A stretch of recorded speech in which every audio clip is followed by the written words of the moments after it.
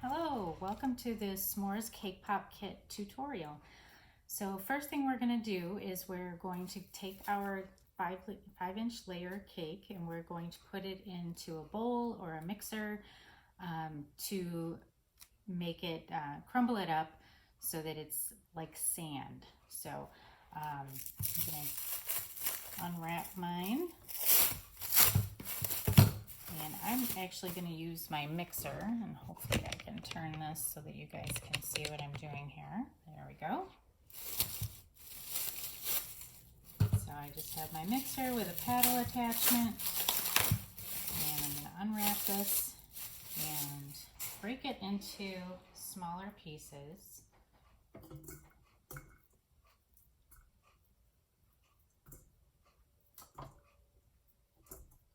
And then I'm going to let my mixer do the rest of the work. So I'm just going to turn it on low and let that mix for a few minutes.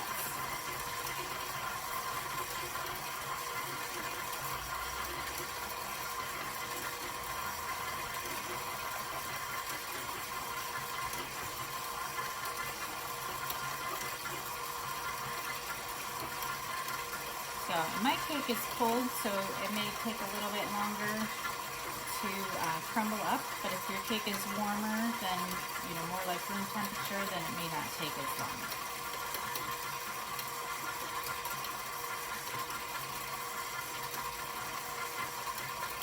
So you could also do this by hand. I like to do it in the mixer because I don't particularly care to get my fingers all full of cake. So it should just be crumbled up. If you have some bigger pieces, you can just crumble those by hand, but it should be nice and fine. Okay. So the next step for making cake pops is to add our frosting, our buttercream, to our cake. And to do that, there's no exact measurement. So you just kind of have to play it by ear. When your cake starts to come together like a cookie dough, then you're done.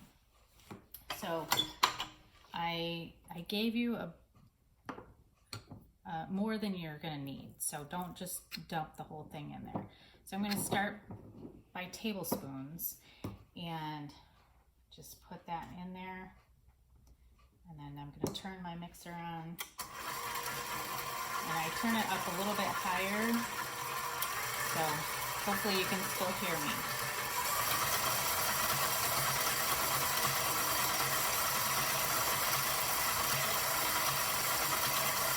So I can tell right now I'm going to need at least 2 tablespoons.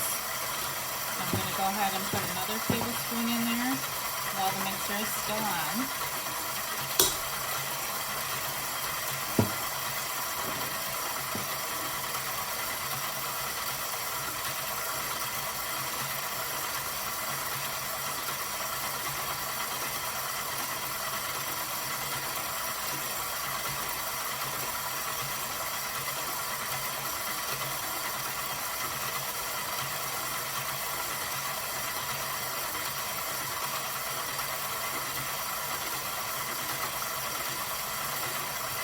Still not coming together, and all of that is mixed in, so I'm going to go ahead and put one more tablespoon in.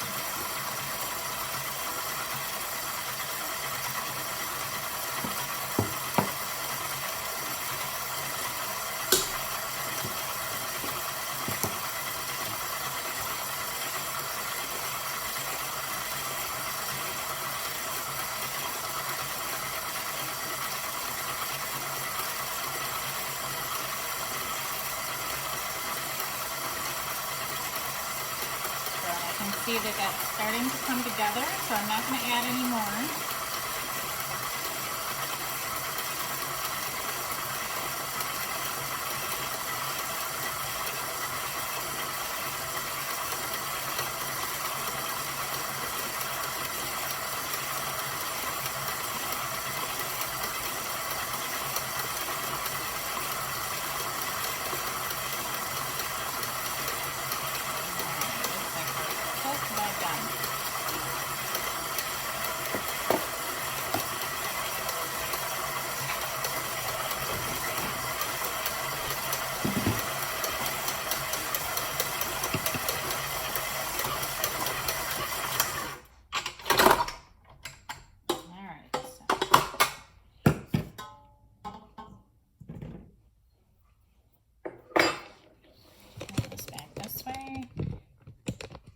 so I actually weigh all of my cake pops.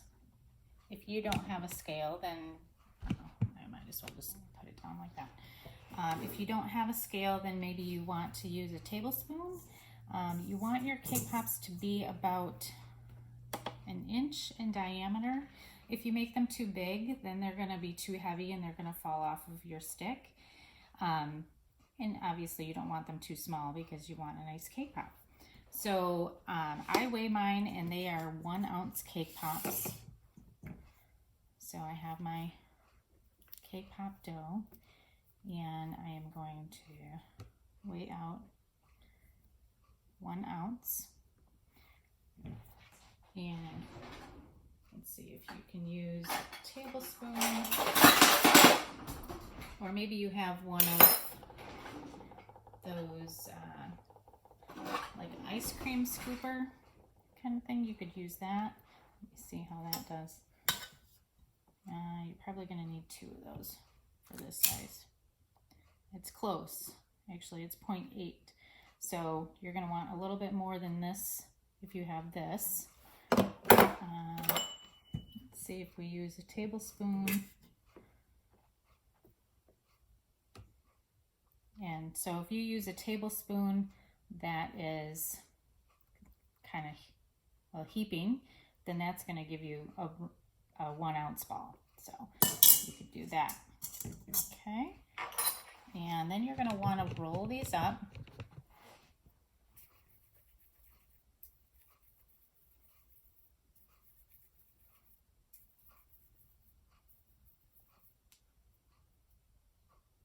And you want to make sure that you don't have any cracks. If you have cracks in them, then that's going to end up cracking once you dip it in the chocolate. So we want to make sure that all the cracks are gone. And then I stick them on a tray with parchment paper. And I put them in the fridge. I usually put them in the fridge overnight. However, if you don't have that kind of time, you could either put them in the freezer for 15 minutes and then move them to the fridge and then start working. I only work with 6 at a time, and I'll explain that later. But if you don't have that kind of time, you could put it in the fridge for an hour, or you can put them in the fridge overnight or the freezer for 15 minutes. And all of this will be in your notes that I give you in your kit. So I'm going to continue to roll these until I have all of them done, and I will be back to show you how to melt your chocolate and dip your cake pops. Okay, so I'm back, and actually it's the next day. I let mine sit in the fridge overnight just because I didn't have time to come back and finish filming yesterday. So mine have been sitting in the fridge overnight, and you should be able to get about 12 cake pops. I was able to get 12 and have a little bit of cake pop dough left over that I just threw away.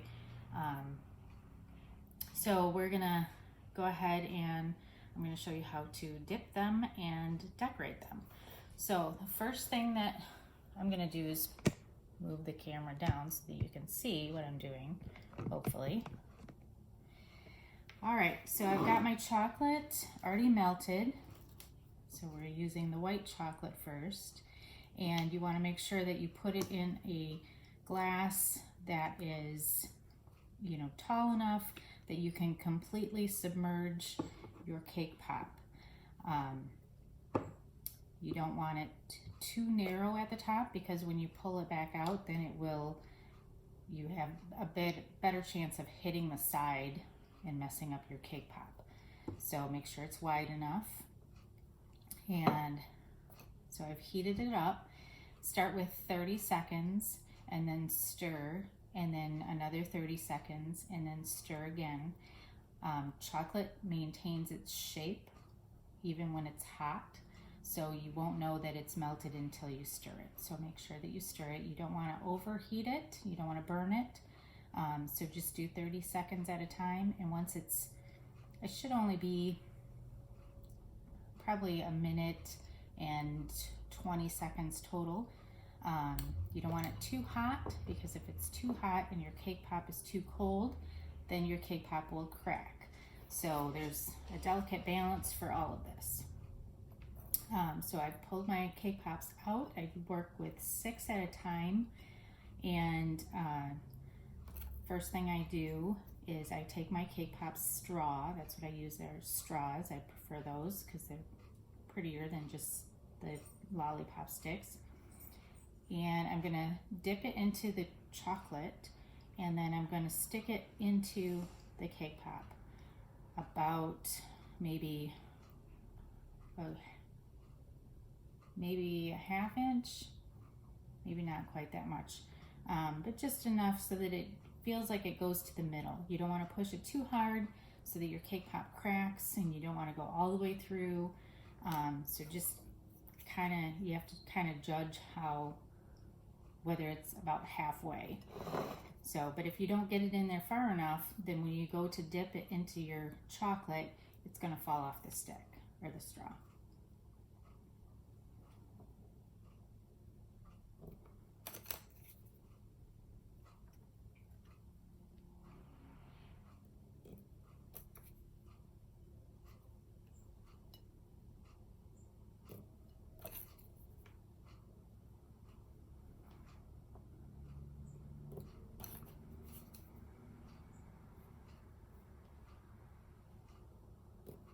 All right, so then I'm going to let that set until that is hard. In the meantime, what you could do is take some other straws and poke holes so that you're prepared for your base. This is your base that you're going to dry your cake pops on. So you could poke the holes in there, and I've used all my straws that I have here, so I don't think I'm going to be able to poke any more holes. Yep, it's not going to fit.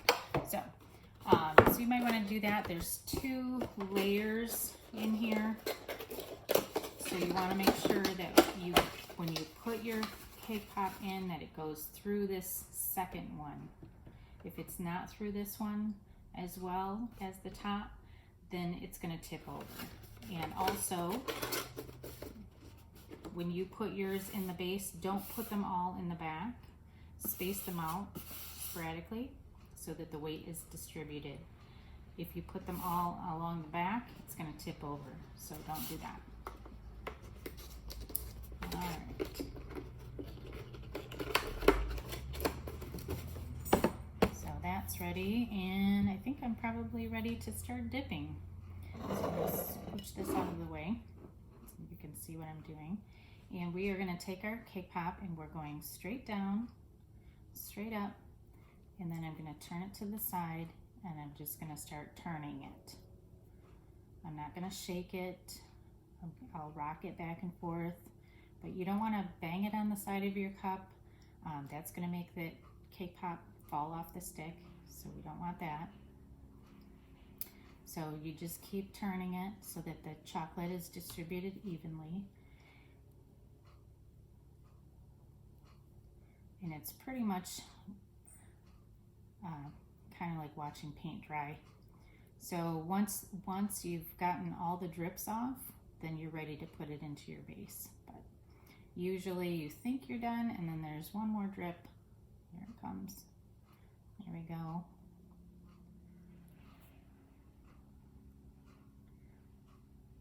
So you just want to make sure that it's dry enough so that it doesn't drip onto your base, down your straw. So if you put it in the base too early, then you'll have big drips down the side.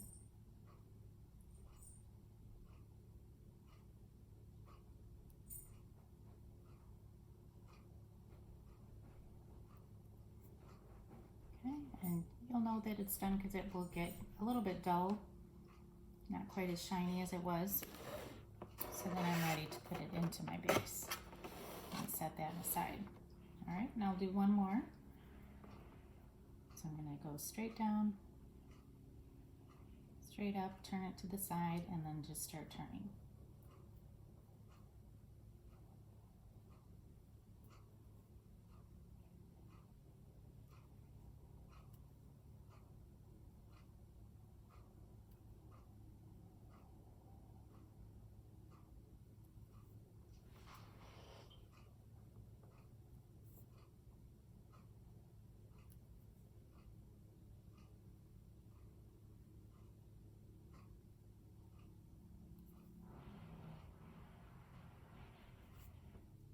and the reason that I'm turning is so that I don't have a big drip on one side that dries. So you want a nice round cake pop.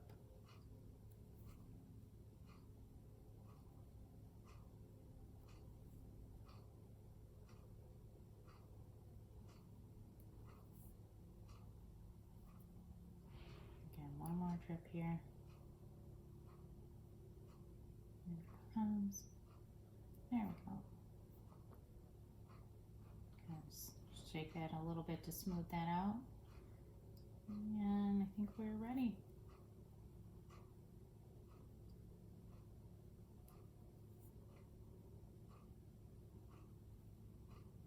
And I'm going to put that in my base, and I'm going to put it on the opposite side so that it's not too much weight on one side.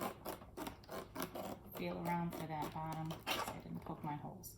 There we go. All right, so then I'm going to let these dry a little bit, and I'll come back and I'll show you how to put the toppings on. All right, so now we're back to put the finishing touches on our cake pops, and I've got my chocolate, my milk chocolate already melted in my piping bag. So in your kit, you should have a piping bag and some milk chocolate. Go ahead and put the milk chocolate wafers right in your piping bag, and then I just fold it over and put it in the microwave for 30 seconds. Check it, and then usually it takes another 30 seconds. So then I turn the bag completely over, and then for another 30 seconds.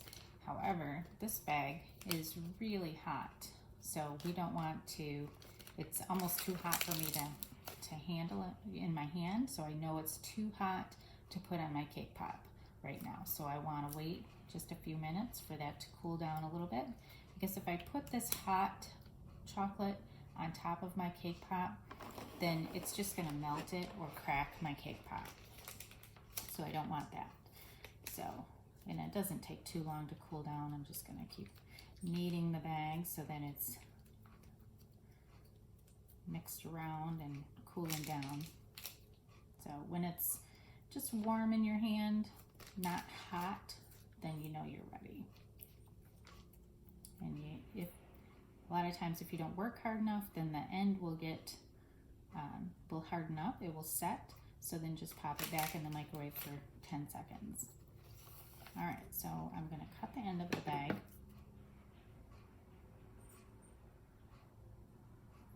So, and this is not like cookie decorating, so you don't have to cut it too small. You can cut whatever size you want. And then I'm going to take my cake pop, and I'm just going to drip it down the sides in the middle. There we go. And then you want some chocolate chips, marshmallows, some of your candy, or not candy, graham cracker, however much you want. So that's it for this s'mores cake pop. So I would love to see your pictures, so please feel free to post them on my Facebook page, or you can email them to me. I'd love to see how you did. And since this is the first cake pop kit, you know, I also want to make sure that you have enough of the ingredients. So, you know, make sure that you let me know that you had enough chocolate. I think I measured it out good, but if I did not, please let me know so that I can make adjustments for next time.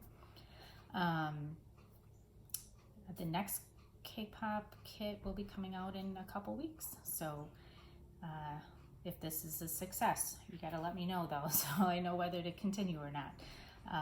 So thank you very much. Have a great day.